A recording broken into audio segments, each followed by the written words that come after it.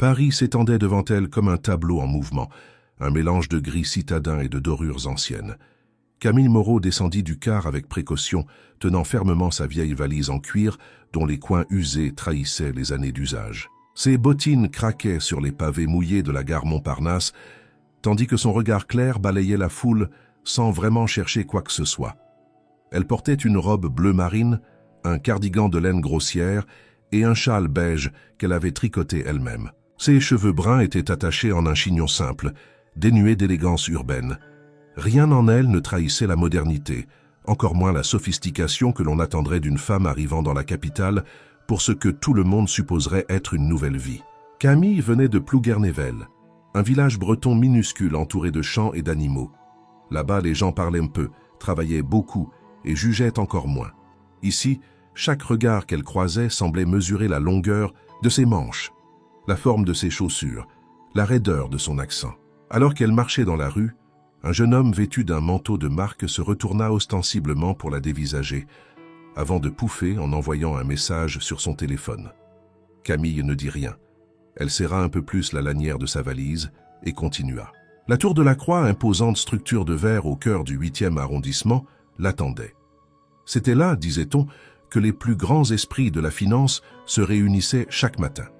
C'était aussi là que Camille devait se rendre. Elle passa devant le portique de sécurité, salua timidement l'agent en uniforme, qui lui répondit par un haussement de sourcils, et entra dans le hall immense où l'odeur de marbre ciré et de parfums de luxe se mêlait à celle des expressos rapides. Son pas résonna étrangement sur le sol poli. Des talons hauts s'arrêtèrent près d'elle. Une femme en tailleur, pressée, la regarda de haut en bas avant de s'éloigner sans un mot. Camille s'approcha du comptoir d'accueil et sa présence seule sembla troubler la sérénité feutrée de l'endroit. La réceptionniste, une jeune femme élégamment maquillée au brushing impeccable, leva les yeux sans masquer sa surprise. Elle laissa quelques secondes passer avant de parler, comme si elle espérait que cette vision champêtre disparaisse d'elle-même. « Bonjour, dit Camille doucement. Je suis ici pour un rendez-vous. » Camille Moreau. La réceptionniste haussa les sourcils, visiblement sceptique. Elle tapota sur son clavier avec une lenteur étudiée, sans détacher les yeux de l'écran. « Vous avez une convocation, madame ? On m'a dit de venir directement, pour une entrevue. » Le ton de Camille était calme, presque fragile, mais quelque chose dans sa posture droite trahissait une force contenue. La réceptionniste fronça les sourcils, puis esquissa un sourire pincé. « Je vois. Asseyez-vous là, on va vérifier. » Camille s'assit sur une chaise moderne au design froid, tenant sa valise sur ses genoux. Les gens passaient devant elle comme devant une œuvre anachronique. Certains la regardaient, d'autres l'ignoraient délibérément. Deux jeunes hommes en costume installés non loin la pointèrent du menton en ricanant. « On dirait qu'elle a pris le mauvais train. T'es sûr que c'est pas la dame de ménage ?»« Non, pire, elle veut une entrevue, » s'étouffa l'autre. « Une entrevue? Avec qui? Le concierge ?» Camille les entendit clairement. Elle ne bougea pas. Son regard resta fixé sur le mur d'en face, son expression inchangée. Il y avait dans son silence une forme de dignité que personne ne semblait capable de reconnaître. Pas encore. À l'intérieur du bâtiment, les couloirs sentaient l'ambition et le café noir. Les écrans affichaient des graphiques mouvants, des titres boursiers, des actualités économiques en boucle. Camille se leva finalement, droite et silencieuse, et suivit un employé qui lui fit signe de le suivre sans mot dire. Son pas était lent mais déterminé. Dans l'ascenseur, l'homme appuya sur le bouton du 14e étage sans la regarder. Le silence était pesant. Quand les portes s'ouvrirent, Camille aperçut à travers les baies vitrées l'agitation d'un monde qui ne lui ressemblait pas. Costume cintré, visage fermé, jargon d'initié. Une femme aux cheveux tirés en chignon l'attendait, bloc-notes en main. Elle ne sourit pas. « Vous êtes Camille Moreau ?»« Oui. Vous vous êtes trompé. Ici, on n'embauche pas de profil comme le vôtre. Retournez d'où vous venez. » Elle n'éleva pas la voix. Elle n'avait pas besoin. Le mépris suintait dans chaque syllabe. Camille acquiesça doucement, puis se retourna, sans répondre. Elle ne cria pas, ne pleura pas. Mais avant de franchir la porte, elle murmura à elle-même un seul mot, discret comme un souffle, « de la Croix ». Puis elle descendit lentement les escaliers, sa valise claquant à chaque marche, le regard toujours aussi calme. Rien dans cette matinée ne semblait annoncer ce qui allait suivre. Rien, sauf ce silence si particulier.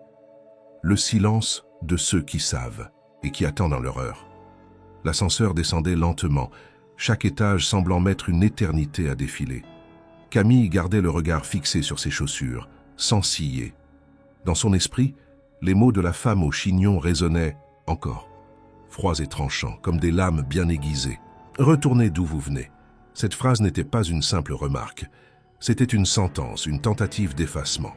Quand elle atteignit le rez-de-chaussée, le hall semblait plus vaste, plus hostile encore. Les mêmes regards, la même tension suspendue dans l'air. Pourtant, quelque chose avait changé. Camille ne marchait plus avec prudence. Elle avançait avec une lenteur calculée, chaque pas chargé de conscience. Elle savait maintenant à quoi s'attendre.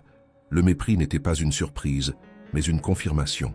Assis dans un fauteuil de cuir près de l'entrée, un homme en costume gris foncé la suivait du regard. Il avait la cinquantaine, les traits sévères, la mâchoire contractée. Ses mains étaient croisées sur une tablette dernier cri, mais son regard n'avait pas quitté Camille depuis qu'elle avait quitté l'ascenseur. Il observait comme on observe une anomalie dans un système huilé. Lorsqu'elle passa près de lui, leurs yeux se croisèrent, un instant suspendus. Il ne sourit pas, elle non plus.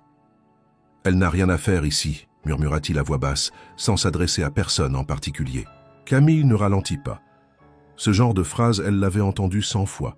Au marché de Loudéac, chez le médecin de Guingamp, au guichet d'une banque à Saint-Brieuc. Le monde avait ses gardiens, et cet homme en faisait partie. Il portait la même assurance que les autres, celle de ceux qui croient savoir qui mérite quoi. Elle sortit de la tour de la Croix sans se retourner. Le ciel était devenu plus clair, sans pour autant chasser la morsure de l'humidité. Sur le trottoir, elle s'arrêta un moment, observant la foule parisienne défiler devant elle. Hommes pressés, femmes élégantes, téléphones à la main, visages fermés. Camille ne cherchait pas à s'intégrer à ce décor. Elle était là pour une raison plus profonde, une raison qu'eux-mêmes finiraient par comprendre, mais pas aujourd'hui. Elle marcha sans destination précise, traversant les artères du 8e arrondissement comme une étrangère dans un monde de vitrines. Elle s'arrêta devant une boulangerie, mais n'entra pas. Elle observa le reflet de son visage dans la vitrine. Ses traits n'étaient pas fatigués, seulement fermes. Elle repensa à sa mère, aux étés dans les champs, à la peau rugueuse de ses mains, au silence plein de sens. Plus tard, elle trouva refuge dans un petit parc, à l'ombre d'un érable centenaire. Elle s'assit sur un banc, posa sa valise à ses pieds et sortit un carnet à la couverture de tissu. Elle nota soigneusement l'heure, le lieu, les visages, le nom de la tour, le regard de l'homme au costume gris, le ton de la femme du 14e étage. Chaque détail était consigné avec précision. Elle n'était pas venue pour mendier une opportunité. Elle construisait quelque chose, brique après brique, et chaque humiliation en devenait un pilier. Au même moment, dans les bureaux de la Tour de la Croix, une agitation silencieuse se propageait. Le nom de Camille Moreau avait atterri par erreur dans une liste interne, déclenchant une série de vérifications. Qui l'avait envoyé? Pourquoi ce nom inconnu s'était-il frayé un chemin jusqu'aux étages supérieurs? Un stagiaire apeuré fut convoqué. On parla de confusion, de malentendu. Le directeur adjoint demanda qu'on efface toute trace de son passage. Il ne fallait pas qu'un nom étranger trouble l'harmonie si bien contrôlée du système. Mais le système avait été effleuré, et dans les heures qui suivirent, le nom de Camille revint, murmuré dans un couloir, noté en marge d'un agenda, évoqué dans une réunion fermée. Pas pour ses compétences, qu'on ignorait encore, mais pour le malaise qu'elle avait laissé derrière elle, une présence qui ne collait pas au décor, et dans un monde où tout devait coller, c'était suffisant pour inquiéter. Le soir tomba sur Paris avec sa lumière orangée et ses ombres longues. Camille était toujours sur le même banc. Elle relut ses notes, ferma son carnet et le glissa dans la poche intérieure de son manteau. Elle se leva, reprit sa valise et marcha jusqu'à un petit hôtel discret de la rue Saint-Augustin. Une chambre lui avait été réservée par une connaissance de longue date, un certain Marcel, qu'elle n'avait pas vu depuis plus de 10 ans. Il ne lui posa pas de questions quand elle entra. « Toujours aussi droite, Camille, » dit-il en lui tendant la clé. Elle hocha simplement la tête. Il ajouta en la fixant de ses yeux clairs, « Tu sais ce que tu fais ?» Elle répondit après un long silence, « Mieux que jamais. » La chambre était modeste mais propre, un lit à couverture épaisse, une table en bois clair, une lampe qui diffusait une lumière chaude. Camille s'assit à la fenêtre, observant les voitures passer en contrebas. Elle ouvrit son carnet à une nouvelle page et écrivit un seul mot en lettres majuscules, « invisible ». Puis, elle le souligna 3 fois. Demain serait un autre jour, mais le regard de mépris qu'on lui avait lancé aujourd'hui, elle le garderait gravé, non comme une blessure, mais comme un rappel. La pierre angulaire d'un plan qui ne faisait que commencer. Le lendemain matin, la lumière blafarde de 7 heures filtrait à travers les rideaux épais de la chambre d'hôtel. Camille était déjà debout depuis longtemps, les mains posées à plat sur la petite table en bois. Devant elle, le carnet était ouvert, les lettres de la veille soulignées, presque gravées dans la fibre du papier. Elle relut ses notes, les relia mentalement à d'autres souvenirs, à d'autres noms, puis referma le carnet avec lenteur. Il n'y avait rien à modifier. Tout était exact. Elle quitta l'hôtel sans prendre de petit déjeuner. Les rues étaient encore calmes, les passants rares, et la ville semblait retenir son souffle avant l'assaut quotidien du bruit et de la vitesse. Camille marchait en direction de la tour de la Croix, non pas pour y entrer à nouveau, mais pour observer. Elle s'installa sur un banc situé à bonne distance, suffisamment loin pour ne pas être remarquée, mais assez près pour voir les visages, les allées et venues. Elle resta là 2 heures sans bouger, les yeux fixés sur l'entrée principale. Elle comptait, elle enregistrait. À 9 heures précises, le même homme en costume gris passa devant la tour, son attaché-case à la main, le regard fixé, droit devant lui. Il ne vit pas Camille, ou peut-être feignit-il de ne pas la voir. Elle le suivit des yeux jusqu'à ce qu'il disparaisse dans le hall. C'était lui, elle en était certaine, l'un des premiers à avoir manifesté un mépris ouvert. Mais ce n'était pas son attitude qui intriguait Camille. C'était autre chose. Un détail presque invisible. Son regard n'avait pas vacillé une seule fois, pas même quand il avait croisé celui de Camille la veille. Il n'avait pas vu une étrangère, il avait vu un intrus. Et cette nuance faisait toute la différence. Vers 10 heures, un jeune employé sortit fumer une cigarette près de la porte latérale. Camille nota sa montre, ses chaussures, la façon dont il regardait autour de lui comme s'il craignait d'être observé. Puis elle se leva et s'éloigna lentement, disparaissant dans la foule sans se retourner. Elle prit le métro jusqu'au quartier de la bibliothèque François Mitterrand. Là, dans la grande salle de lecture, elle consulta les archives numériques, accédant à des bases de données confidentielles auxquelles elle avait obtenu un accès grâce à un ancien professeur de sociologie, aujourd'hui en poste à l'université de Nanterre. Elle entra les mots « Delacroix plus plainte interne »,« employé disparu »,« réorganisation non déclarée ». Peu de résultats en surface, mais en croisant les dates, les événements et quelques articles oubliés, une première ligne émergea. Un analyste financier, Antoine Vallier, avait quitté la société 2 ans plus tôt sans laisser d'adresse. Puis un autre nom revint. Élodie Garnier, responsable marketing, disparue des organigrammes sans mention. Aucun communiqué officiel, aucun adieu publié. Camille nota tout dans son carnet. Elle commençait à cerner les contours d'un système, souterrain, quelque chose de caché derrière les façades vitrées et les sourires tendus. Mais ce n'était qu'un début. En sortant de la bibliothèque, elle prit un bus en direction de Belleville. Là, elle retrouva un vieil immeuble en pierre, dont la façade décrépite n'attirait aucun regard. Au 3e étage, elle frappa à une porte. Une voix rauque répondit « C'est toi, la Bretonne ?»« Oui. » La porte s'ouvrit sur une femme aux cheveux courts et aux yeux fatigués. Elle portait une chemise trop grande, et sa cuisine sentait le café brûlé. « Entre vite. Pas envie que les voisins t'entendent. » La femme s'appelait Sophie Desmarais. Ancienne employée de la Tour de la Croix, elle avait quitté son poste brutalement, après un incident non précisé. Camille l'avait contactée par une chaîne discrète d'anciens collègues. Elle était l'une des rares à avoir accepté de parler. « Je ne veux pas que mon nom ressorte », commença Sophie. « Je ne devrais même pas te laisser entrer. Mais si tu veux comprendre ce qui se passe là-bas, commence par ceci. » Elle posa un dossier sur la table. À l'intérieur, des notes manuscrites, des extraits de courriels, des documents internes photocopiés à la hâte. Tout le monde pense que c'est juste une boîte comme les autres. Mais ce n'est pas vrai. Delacroix ne vend pas seulement des conseils financiers. Ils vendent autre chose. Quoi? Sophie hésita, son regard soudain inquiet. De l'influence, pas politique, pas médiatique, quelque chose de plus profond. Ils savent ce que tu es prêt à entendre, ce que tu veux croire. Et ils l'utilisent contre toi ou pour toi. Ça dépend. Camille ne dit rien. Elle tourna lentement les pages du dossier, lisant en silence. « Ils t'ont déjà repéré, » reprit Sophie. « Tu crois que tu peux les observer? Mais eux aussi t'observent. Tu n'es pas invisible, Camille. Tu es une anomalie, et ils détestent les anomalies. »« Je n'ai pas peur, » dit Camille calmement. « Tu devrais. Moi, je l'ai été. » Il y eut un long silence.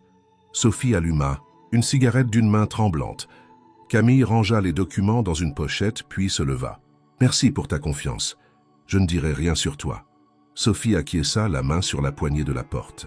« Tu penses encore que tu peux changer quelque chose ?» Camille se tourna une dernière fois.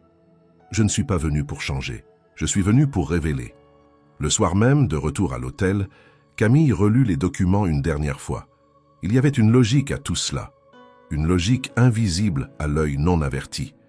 Mais elle la voyait se dessiner. Chaque pièce du puzzle était un fragment d'un secret enfoui, protégé par des regards méprisants et des silences organisés. Et dans le calme de la nuit, alors que Paris se drapait dans l'obscurité, une certitude nouvelle naquit en elle. Ce n'était pas la tour qu'elle devait affronter, c'était ce qu'elle contenait et ce qu'elle dissimulait. Le lundi suivant, Camille était de retour dans le quartier de la Tour de la Croix avant 8 heures du matin.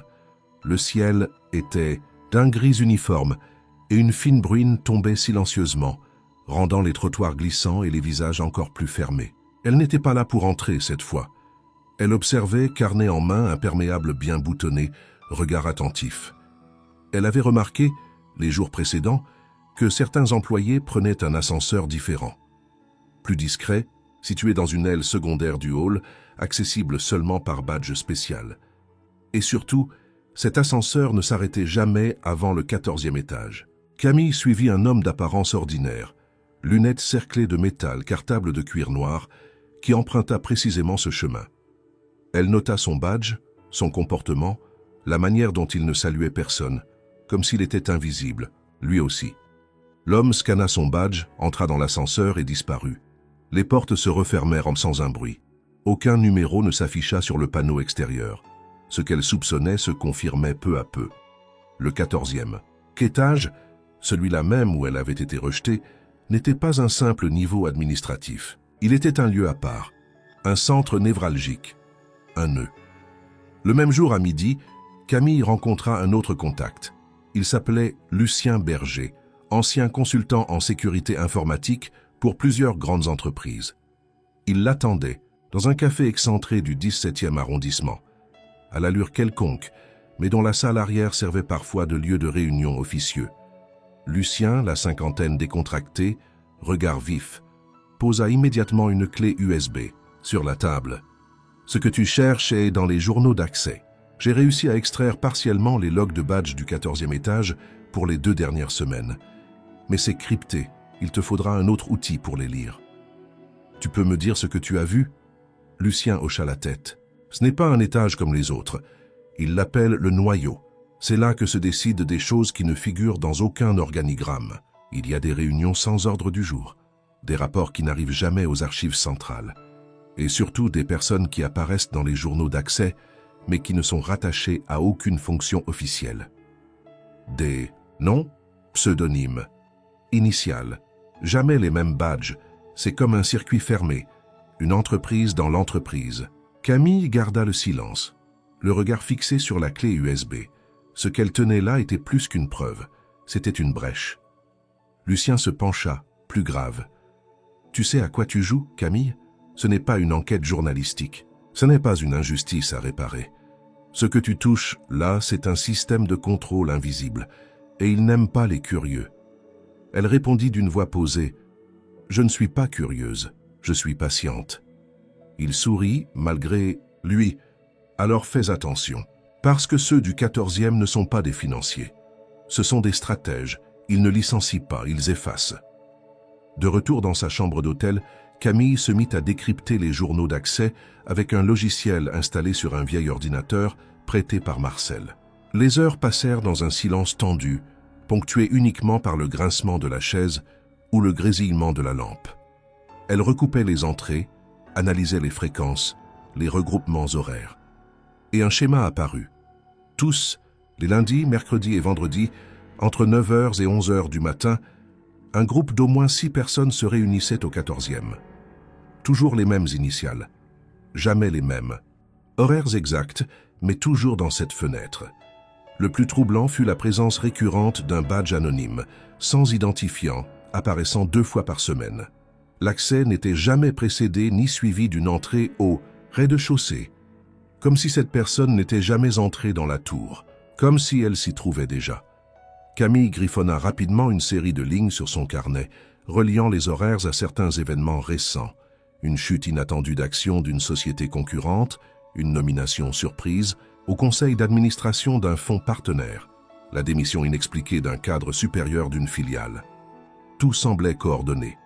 Mais le plus surprenant arriva lorsqu'elle recroisa ces données avec un ancien mémo récupéré auprès de Sophie Desmarais. Une note interne de 2 ans plus tôt mentionnait un protocole M, classé confidentiel, associé à des réunions dites stratégiques non cataloguées au 14e étage.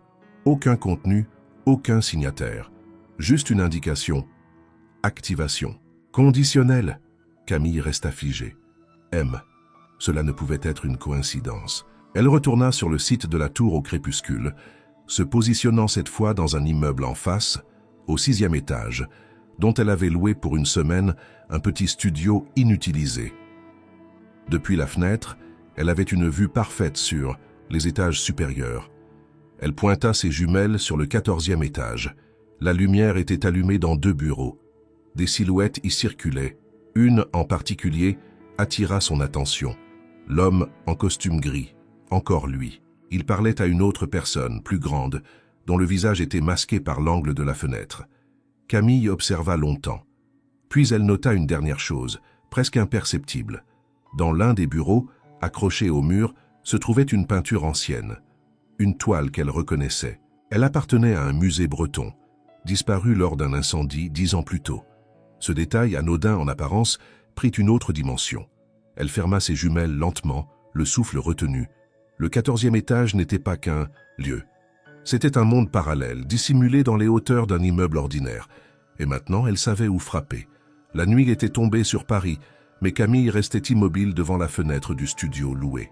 Ses mains serraient le carnet contre sa poitrine, et dans ses yeux brillait une lumière qui n'avait rien à voir avec les lampadaires de la rue. Ce qu'elle avait vu au 14e étage ne relevait plus de la simple intuition. C'était une certitude.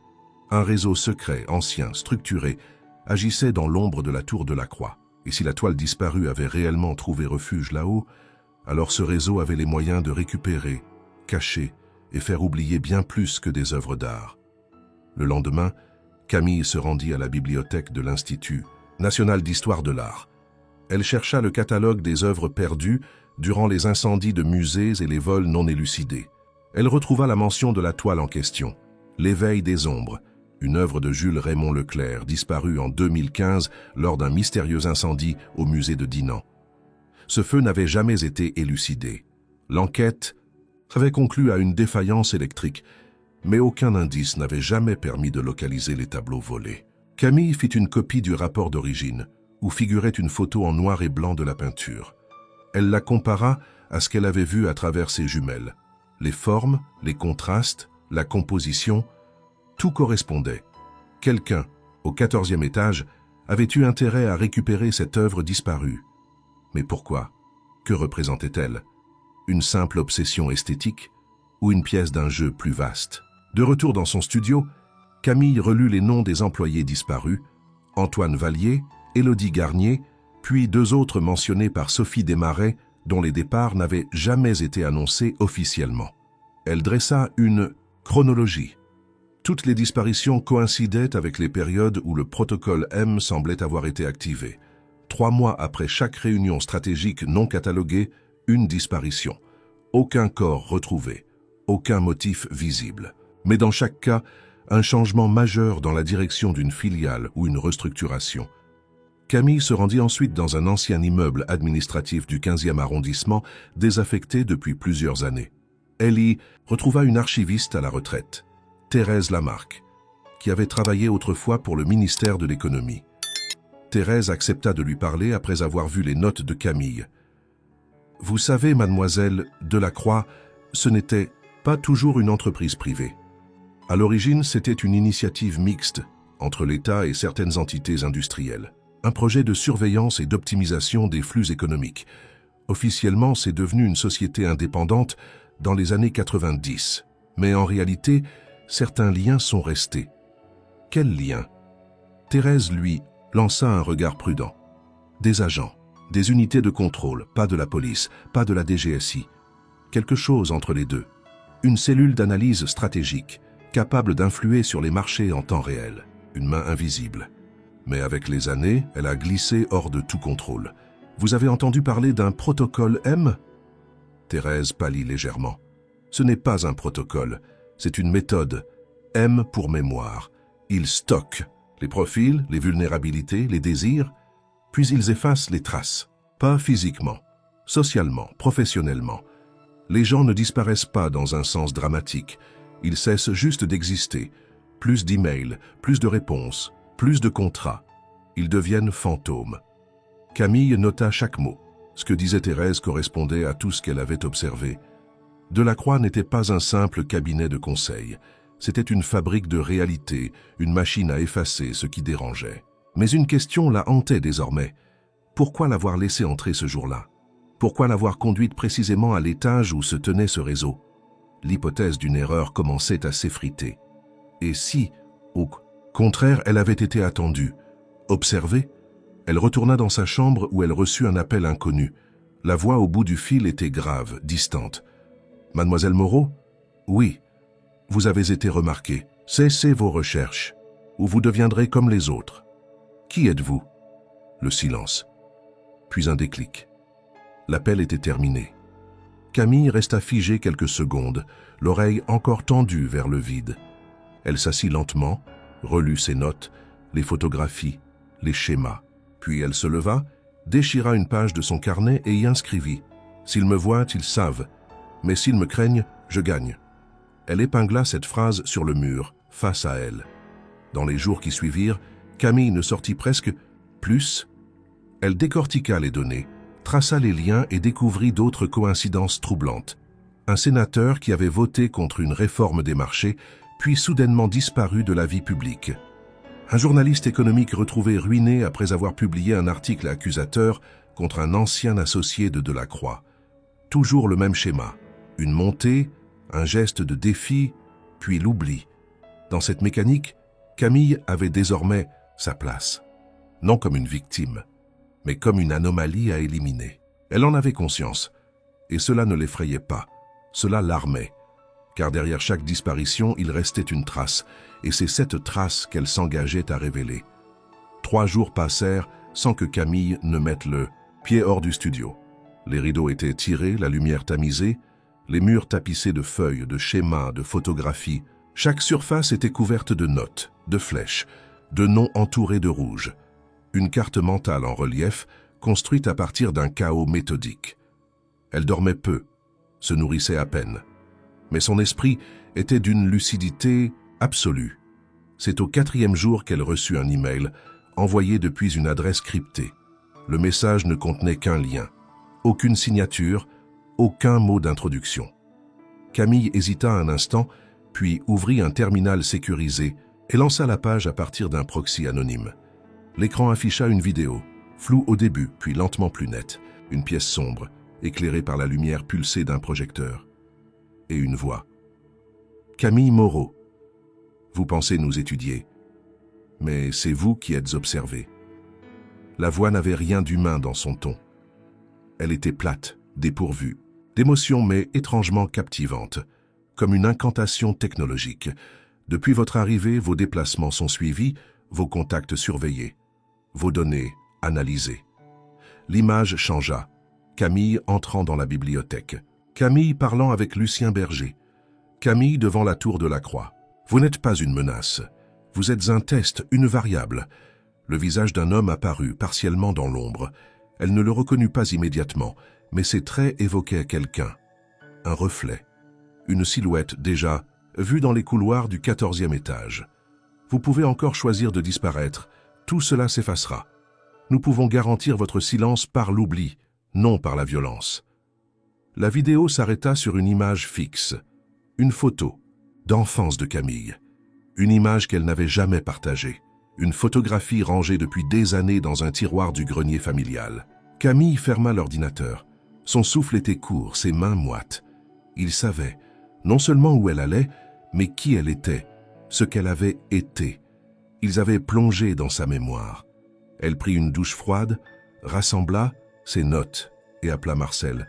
« Je dois disparaître quelques jours. Si tu ne reçois rien de moi d'ici une semaine, fais passer les documents à Thérèse Lamarque. Tu es en danger, Camille ? Pas plus que d'habitude. Mais je vais devoir entrer. Où ? Là où ils m'attendent. Là où tout commence. » Elle raccrocha. Quelques heures plus tard, déguisée d'une perruque blonde, lunettes épaisses et tailleur sobre, elle franchit l'entrée secondaire de la Tour de la Croix avec un faux badge, généré grâce aux identifiants extraits par Lucien. Le badge appartenait à un ancien consultant dont l'identité avait été empruntée temporairement. Elle savait que ce passage ne fonctionnerait qu'une seule fois. Elle entra dans l'ascenseur secondaire, celui qui menait au 14e étage. Aucun chiffre ne s'afficha. Seule une lumière rouge clignota, puis les portes s'ouvrirent. L'étage n'avait rien d'un open space classique. Les murs étaient sombres, les vitres teintées. L'éclairage diffus venait du sol, créant des ombres mouvantes sur les visages. À peine avait-elle mis un pied à l'intérieur qu'un homme s'approcha. Non ? Moreau. Camille. Moreau. Il ne sembla pas surpris. Il fit un signe de tête, l'invitant à avancer. « Vous êtes attendu. » Elle le suivit dans un couloir silencieux, aux murs tapissés de documents cryptés, de cartes mentales, semblables à celles qu'elle avait construites dans son studio. Tout ici ressemblait à ce qu'elle avait imaginé, mais en plus froid, en plus clinique. Ils entrèrent dans une salle circulaire. 5 personnes y étaient assises, chacune dans l'ombre.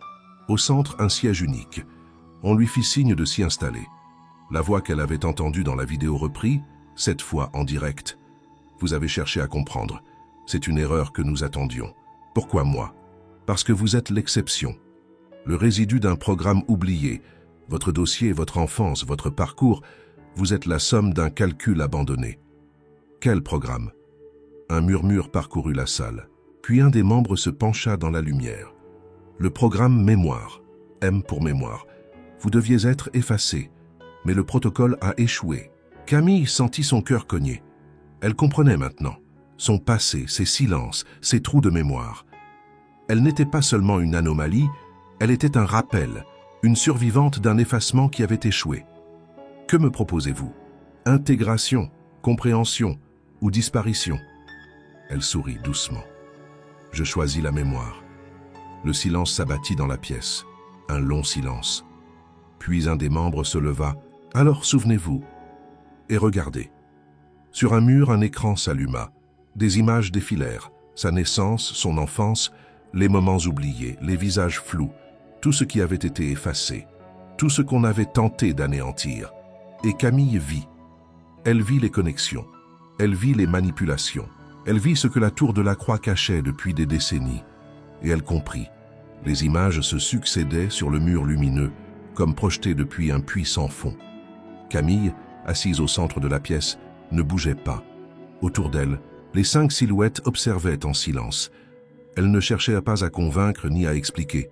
Elle montrait, et Camille absorbait. Chaque image réveillait un fragment endormi. Un geste, un visage, une voix. Elle ne regardait plus l'écran avec les yeux de la raison, mais avec ceux d'une mémoire longtemps étouffée. Elle se revit enfant, assise sur le parquet d'une maison inconnue, devant un homme au regard calme et à la voix douce. Il lui parlait avec une précision étrange, articulant des phrases qu'elle ne comprenait pas alors, mais qui maintenant résonnaient avec une clarté effrayante. « Ta mémoire est un labyrinthe, Camille. Certains y naissent. Toi, tu y as été déposé. » Elle vit ensuite une pièce blanche, semblable à un laboratoire, où plusieurs enfants jouaient en silence, chacun face à une tablette. Elle reconnut une fille au regard bleu acier. Elle se souvint de son nom, Maëlle. Elles avaient été amies. Puis Maëlle avait disparu, un jour sans avertissement. Les adultes avaient dit qu'elle était reprogrammée. À l'époque, Camille ne comprenait pas. Aujourd'hui, elle savait. Maëlle n'avait pas été réorientée. Elle avait été effacée. D'autres souvenirs remontèrent. Une salle, d'attente au mur nu, un examen étrange avec des électrodes, des voix filtrées derrière une vitre sans teint. Le sujet présente une résistance anormale aux stimuli. Protocole M interrompu à 78%. Une décision avait été prise. Camille ne serait pas intégrée. Pas totalement, pas immédiatement. Elle vit enfin le départ. Une femme, sa mère d'adoption, venant la chercher un matin froid. Une valise neuve, des papiers administratifs, une nouvelle vie, loin de tout, loin du centre. Elle avait été placée dans un village breton, élevée avec douceur mais sans explication. Tout ce qui l'avait précédé avait été scellé sous le mot « confidentiel ». Les images cessèrent. La salle redevint silencieuse. Camille restait figée, incapable de parler. Tout ce qu'elle avait cru être son passé n'était qu'un écran. Une version simplifiée d'une vérité trop complexe. Elle ne s'était pas construite librement. On l'avait orientée, détournée, suspendue dans un entre-deux. Une des silhouettes s'approcha. C'était la même femme qu'elle avait vue la première fois au 14e étage, celle qui l'avait rejetée froidement. « Vous commencez à comprendre. »« Pourquoi me montrer tout cela maintenant ?» demanda Camille, la voix rauque. « Parce que vous avez retrouvé l'entrée du labyrinthe, et parce que vous avez survécu à l'oubli. Je ne suis pas un projet, je suis une personne. Et c'est ce qui vous rend dangereuse. Vous êtes ce que nous avons tenté d'effacer, une mémoire consciente. » Camille se leva lentement, ses jambes encore incertaines. Elle regarda autour d'elle, comme pour mesurer l'espace. Rien ne semblait hostile, mais tout l'était. Vous avez utilisé des enfants comme terrain d'essai. Vous avez effacé, modelé, dirigé des vies entières. Nous avons optimisé. Dans un monde sans mémoire, l'efficacité est la seule morale.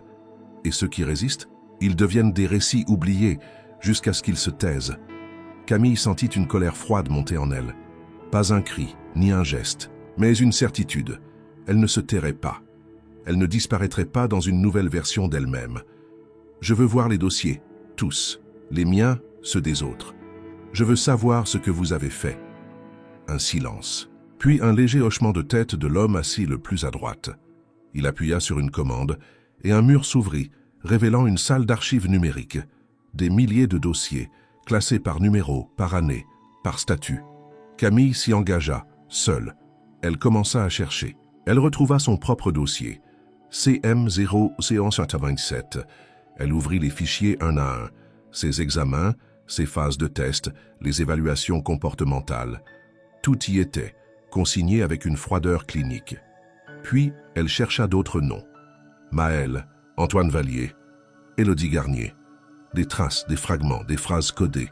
Chaque dossier était une existence modifiée, réécrite, réduite à des variables. Camille recopia, enregistra, transféra sur des clés chiffrées. Elle savait qu'elle n'aurait pas d'autre chance. À tout moment, ils pouvaient la retenir, l'effacer à nouveau. Mais rien ne se passa. Ils la laissèrent faire, comme s'ils attendèrent de voir ce qu'elle ferait de ce savoir, ou comme s'ils savaient déjà que rien ne sortirait de ces murs. Camille sortit de la salle d'archives, ses poches remplies de preuves. Elle regarda les 5 silhouettes. Vous vous êtes cachés derrière l'oubli, mais je me souviendrai pour ceux que vous avez fait disparaître. Et que ferez-vous, Camille Moreau ? Demanda la voix. Je reconstruirai. Une mémoire, partagée. Une vérité impossible à effacer. Alors vous êtes perdu. Elle sourit. Non, je suis retrouvée. Elle quitta le 14e étage sans escorte. Aucun badge ne l'arrêta. Les portes s'ouvrirent devant elle comme si elle avait toujours appartenu à cet endroit. Mais elle n'appartenait à rien, et c'était sa force. Camille quitta la tour de la Croix peu avant minuit, sous une pluie fine qui semblait laver les façades de leurs secrets. Ses poches étaient lourdes de données, mais son esprit l'était encore plus. Elle n'avait pas seulement vu l'ossature du système, elle en avait pénétré le cœur. Et à l'intérieur, elle n'y avait trouvé ni monstre ni figure mythique, juste des êtres méthodiques, froids, déterminés à remodeler le réel au nom d'un ordre qu'eux seuls comprenaient. Elle prit le métro en direction de la station Jaurès, puis marcha jusqu'au canal, suivant des chemins qu'elle seule connaissait. C'est là, dans une arrière-salle d'une librairie abandonnée, qu'elle retrouva Marcel. L'homme la vit entrer sans dire un mot. Il referma la porte derrière elle, vérifia les verrous, puis alluma une petite lampe à huile. Camille posa ses clés USB sur la table. « J'ai tout », dit-elle simplement. Marcel n'eut pas besoin de demander. Il s'assit face à elle, l'air grave. « Tu sais ce que ça signifie, ce que ça va déclencher ? Ce n'est plus une question d'alerter, c'est une question de réveiller. » Marcel sortit un vieux téléphone satellite relié à un routeur crypté. Il tapa plusieurs lignes de code, inséra une des clés et lança le transfert. Pendant que les données s'acheminaient à travers un réseau de serveurs anonymes, Camille lui tendit un petit carnet. Contact, nom, fragments d'anciens dossiers. Des gens comme moi. Certains disparus, d'autres encore en veille. Il faut les retrouver. Tu penses qu'ils vont se manifester ? Ils n'ont jamais cessé d'attendre. Il suffit de raviver la mémoire. Le réseau qu'elle évoquait ne s'était jamais réellement organisé. C'était un vestige, un ensemble de consciences éparses, marquées par le même silence, le même oubli. D'anciens sujets du protocole M, échappés, rejetés ou rendus inopérants. Jusqu'ici, chacun avait survécu seul dans l'ombre, mais Camille venait d'en allumer la cartographie. Elle passa les jours suivants à envoyer des signaux, phrases codées sur des forums abandonnés, emails chiffrés, appels depuis des cabines publiques. Elle utilisa les données récupérées pour croiser les anciennes localisations, les habitudes fragmentées, et peu à peu les réponses arrivèrent. Le premier fut un homme à Lyon, ancien bibliothécaire. Il se souvenait de rêves étranges, de protocoles scolaires interrompus. Il confirma avoir reçu les mêmes menaces que Camille. Puis une femme à Marseille, ancienne statisticienne, qui avait conservé un carnet de symboles incompréhensibles depuis des années. Tous avaient un point commun, des trous chronologiques dans leur biographie, des zones blanches qu'ils n'avaient jamais su expliquer. En une semaine, Camille identifia plus d'une douzaine de ces résiduels. Elle les appela ainsi, non des victimes, non des survivants, mais des fragments conscients du système, et ce qu'elle leur proposait n'était pas une révolution, mais une reconquête, celle de leur propre mémoire. Elle mit en place un protocole de communication clandestin. Chaque membre recevait une phrase codée par semaine, un fragment d'information qui n'avait de sens que pour eux. En parallèle, elle distribuait des extraits des archives qu'elle avait volées, dossiers de tests, évaluations, méthodes d'effacement. Et elle leur demandait une seule chose, raconter, pas publier, pas dénoncer, juste écrire, mettre en récit ce qu'ils avaient cru oublier. Parce que la mémoire, disait-elle, ne pouvait être effacée tant qu'elle trouvait une forme de récit. À Paris, Marcel créa un serveur caché, hébergé sur plusieurs couches de relais, où chaque témoignage apparaissait sous pseudonyme. Le site se présentait comme un projet artistique, mais ceux qui savaient lire entre les lignes comprenaient.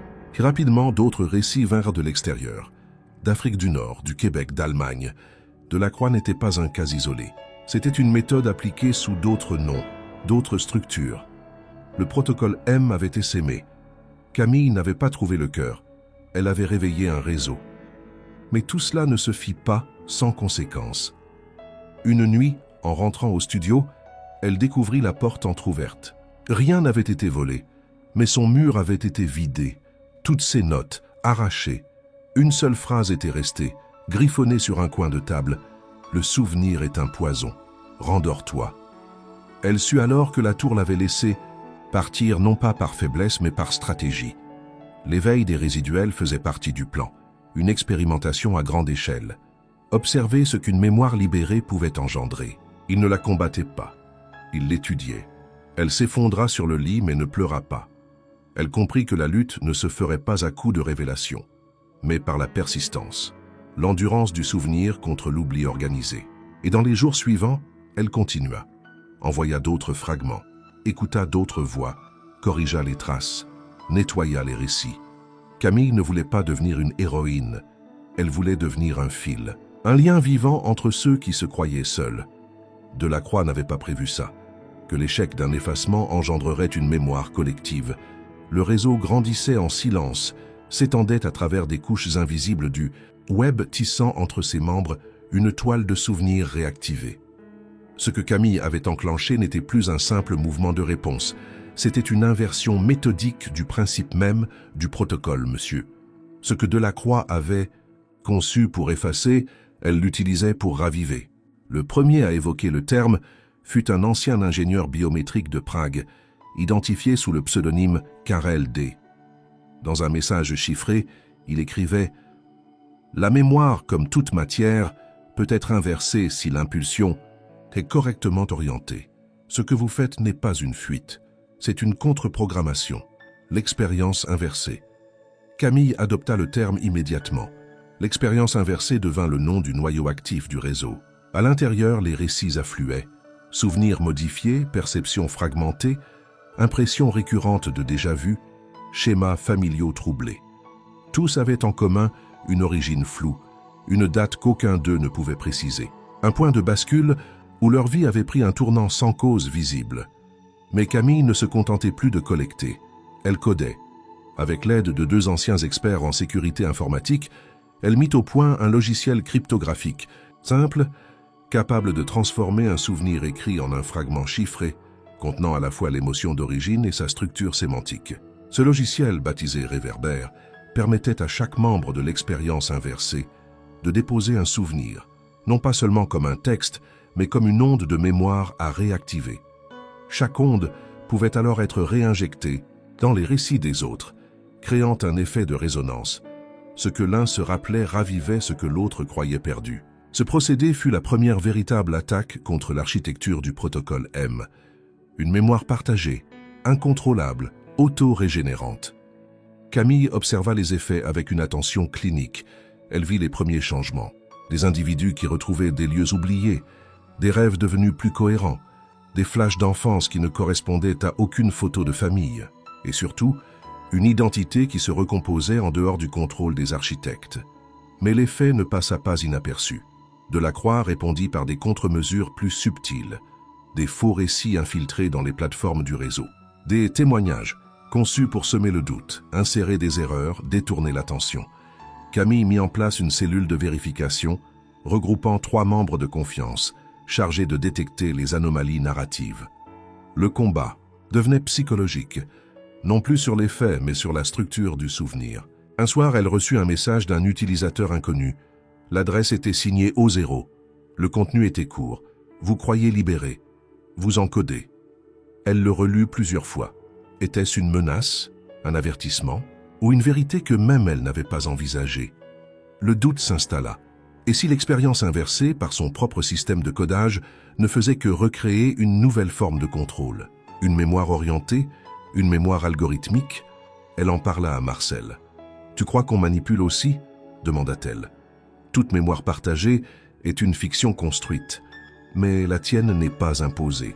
Elle est choisie, choisie par ceux qui savent lire. Et les autres, ceux qui suivent sans comprendre, ceux-là sont aussi en train de s'éveiller. Pas tous au même rythme, mais ça viendra. » Camille décida alors de publier une déclaration. Pas un manifeste, un aveu. Elle expliqua le fonctionnement du réseau, le rôle du logiciel Réverbère, les risques d'une mémoire artificielle. Elle appela chaque membre à questionner non seulement ce qu'il se souvenait, mais pourquoi il s'en souvenait. Ce fut un geste fort, un renversement de posture. Et cela renforça la confiance. Mais le danger monta d'un cran. Un matin, Lucien Berger fut retrouvé inconscient dans son appartement, son ordinateur vidé, ses notes effacées. Rien ne fut volé, aucun témoin. Il resta hospitalisé 3 jours, incapable de parler. À son réveil, il ne reconnut plus Camille. Sa mémoire avait été nettoyée, mais de manière sélective. Il se souvenait de son nom, de ses goûts, de son adresse. Mais tout ce qui concernait Delacroix, le protocole M ou l'expérience inversée avait disparu. Camille en fut bouleversée. Ce n'était plus un jeu d'information, c'était une guerre de conscience. Delacroix venait de prouver qu'il pouvait encore agir sur le terrain biologique. Elle convoqua une réunion virtuelle avec les membres principaux du réseau. 15 connexions actives, camouflées, protégées. Elle parla avec une gravité nouvelle. Nous devons changer de nature. Cesser d'être un réseau de souvenirs. Devenir un réseau d'action. Tu veux créer une cellule physique ? Demanda Karel D. Pas seulement. Un organisme. Une entité qui agit en amont. plus d'attente, plus de réaction. Et si nous devenons ce qu'ils ont été, alors ce sera la preuve que la mémoire ne suffit pas, qu'il faut plus que ce souvenir pour exister. Le silence fut long. Puis un à un, les membres validèrent. L'expérience inversée ne serait plus une mémoire partagée, elle deviendrait une stratégie. Et Camille, de Résiduel, devint l'initiatrice. Il fallut moins d'une semaine pour que l'expérience inversée prenne sa nouvelle forme. Le réseau, jusqu'alors fluide et presque abstrait, se transforma en une organisation cellulaire rigoureuse. Chaque membre principal assumait désormais une fonction. Infiltration, vérification, coordination, transmission, protection. Camille, elle, devint à la fois le centre névralgique et le visage masqué d'un mouvement sans nom public. L'expérience inversée ne se proclamait pas, elle s'installait. Mais pour que ce changement opère durablement, Camille savait qu'il fallait un point d'ancrage physique, une action décisive, un événement qui cristalliserait l'existence du réseau au-delà du monde numérique. Elle laissa le choix aux membres actifs. Attaquer une structure de Delacroix de façon symbolique ou pénétrer à nouveau le 14e étage pour établir une preuve irréfutable. Contre toute attente, la majorité vota pour la seconde option. Ce fut le premier véritable pacte du groupe, scellé par une déclaration partagée appelée le Pacte de Verre. Ce texte, rédigé à partir des fragments de souvenirs les plus puissants des membres, fut compilé par Camille elle-même. Il stipulait que l'acte de reconnaissance devait se produire dans l'espace même où l'oubli avait été conçu, que la mémoire devait faire face à son architecte. Ils choisirent la date, le 18 juin à midi, une symbolique de libération. Le plan fut élaboré à Weber. Faust précision. Camille, accompagnée de 2 membres du réseau, se ferait passer pour une équipe de maintenance déployée pour un contrôle technique d'urgence dans les étages supérieurs. Les identités, les badges, les signatures numériques, tout avait été falsifié avec le concours de Karel D et de l'ancienne archiviste Thérèse Lamarck, qui s'était remise en réseau malgré son âge avancé. À l'aube du jour choisi, Camille enfila une combinaison neutre, couvrit ses cheveux et ajusta un badge portant le nom d'un agent fictif. A. Mercier. Inspection réseau principal. Les 2 autres membres, un homme et une femme, se nommaient Nora et Julien dans l'opération. Tous portaient le même uniforme, les mêmes écouteurs discrets et une montre synchronisée à la seconde. Ils pénétrèrent dans la tour par l'entrée de service, saluèrent le vigile sans éveiller de soupçons et empruntèrent l'ascenseur secondaire. Là, grâce à un code temporaire généré par réverbère, ils atteignirent le 14e étage. Tout était calme, mais à la différence de la première visite de Camille, les lumières étaient cette fois éteintes. Aucun bruit, aucun employé. L'étage semblait figé dans une attente silencieuse. « C'est une coquille vide », murmura Nora. « Non », répondit Camille, « c'est un miroir. » Ils avancèrent dans le couloir central jusqu'à la salle circulaire. Tout était en place. Les 5 sièges, les panneaux muraux, l'écran principal. Mais personne n'attendait. Sur la table centrale, une boîte transparente faite d'un matériau semblable au verre trônait comme un trophée. À l'intérieur, un simple dossier estampillé CI00. « C'est mon code », murmura Camille. « C'est moi. » Elle ouvrit la boîte, sortit le dossier et vit un document unique, un relevé de présence, une ligne de données et une phrase manuscrite « Le souvenir t'appartient. » Le monde non. Derrière elle, Julien déclencha une alarme silencieuse comme prévu. Le signal codé serait intercepté par Marcel, puis redirigé vers une dizaine de relais. Dans 2 minutes, la présence de Camille et de ses compagnons serait connue. Il n'avait plus beaucoup de temps. Camille inséra un module de transfert dans l'un des panneaux.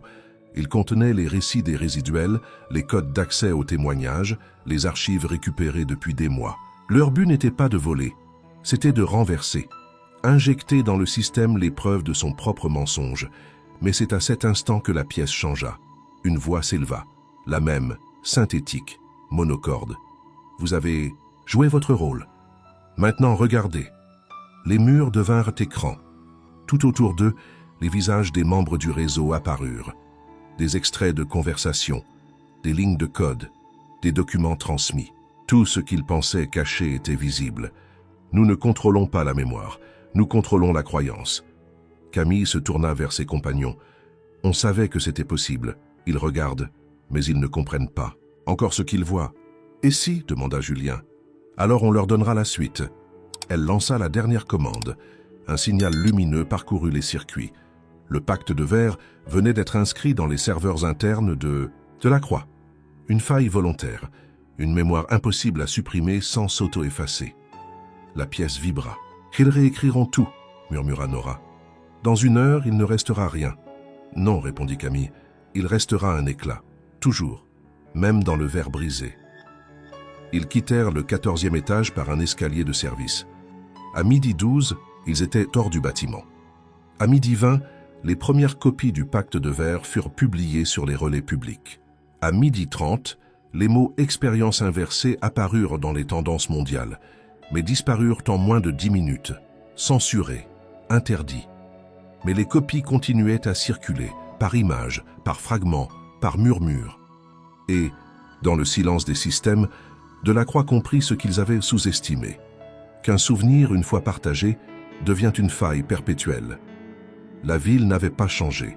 Ses rues, ses feux, ses visages restèrent les mêmes. Mais, pour Camille, Paris était désormais traversé par une tension invisible. Comme si chaque carrefour portait une charge nouvelle, chaque passant une parcelle d'histoire tue. Depuis l'activation du pacte de verre, rien n'avait explosé. Aucune alerte, aucun communiqué. Et pourtant, tout avait basculé. La tour, Delacroix extérieurement intacte, était devenue un monument creux. L'intérieur avait été purgé, les accès modifiés, les employés déplacés sans explication. Officiellement, une opération de maintenance de haute sécurité avait été déclenchée à la suite d'une cyberattaque. Mais dans les réseaux de Camille, on parlait d'effacement massif. Le 14e étage, selon les rumeurs, aurait été vidé en moins de 24 heures. Et malgré tout, rien ne disparaissait vraiment. Les fragments du pacte circulaient toujours. Sur les forums de développeurs, dans des échanges codés entre artistes numériques, jusque dans des lignes de poèmes partagées par des écrivains anonymes. Le texte original avait été divisé puis transmis en morceaux distincts.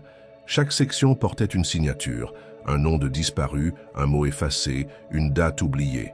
Camille, elle, avait cessé de se cacher. Elle ne donnait pas d'interview, ne signait aucun message. Mais son nom apparaissait désormais dans les marges, dans les commentaires, dans les signes. Elle était devenue un mythe qui refusait de devenir légende. Elle agissait encore à chaque instant. Ce fut Nora qui parla la première de résurgence.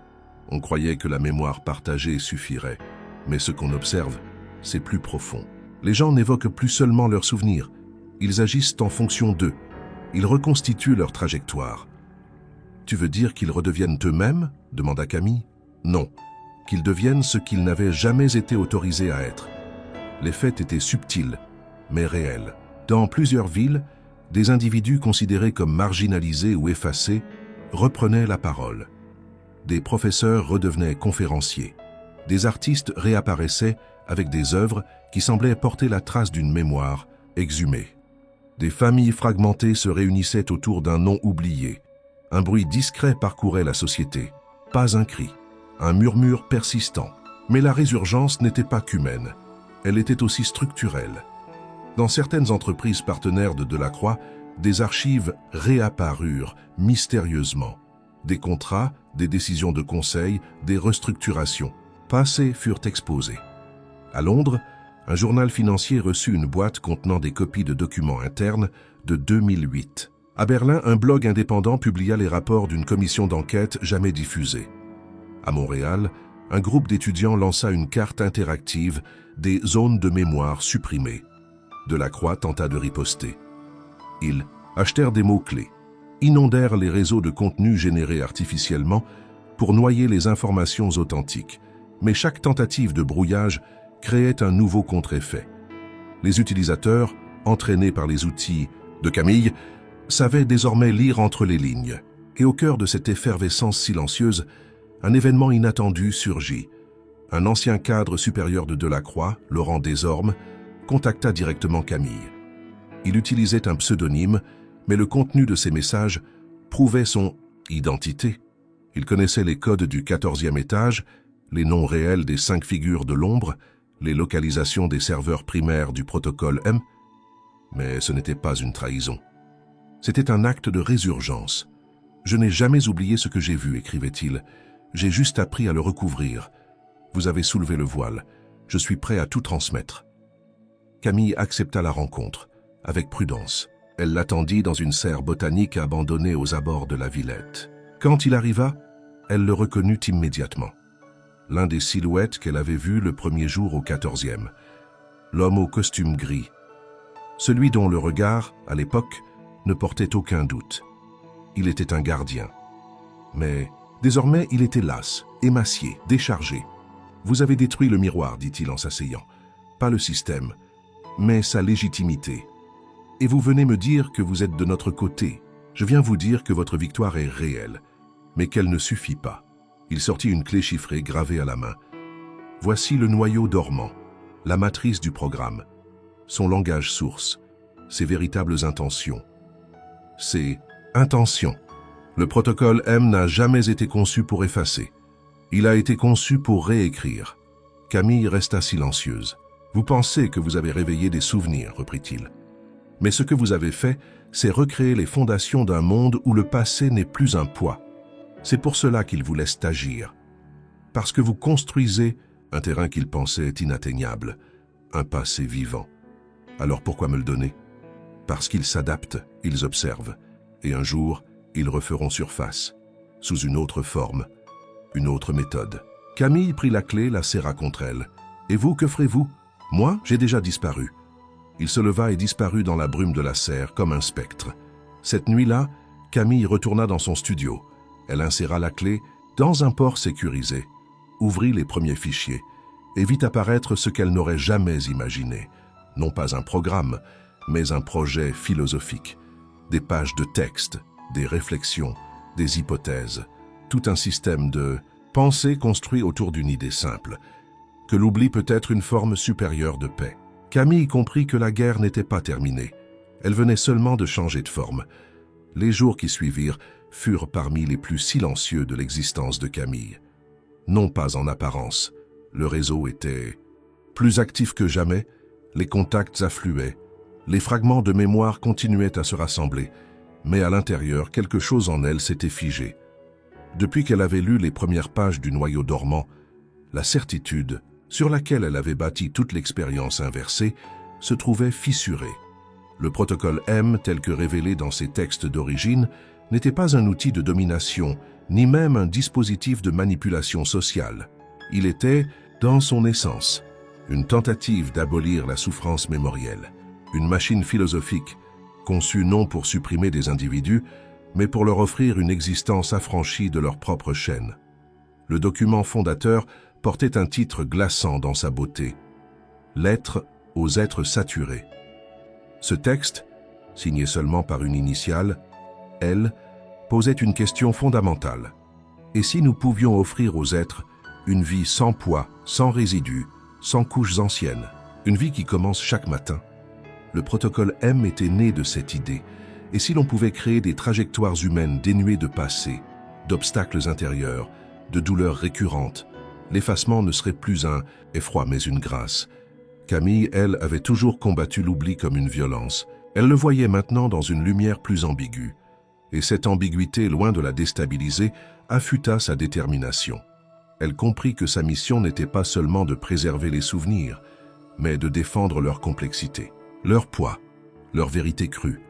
Ce que Delacroix appelait saturation, elle l'appelait racine. Ce que d'autres nommaient dysfonction, elle y voyait identité.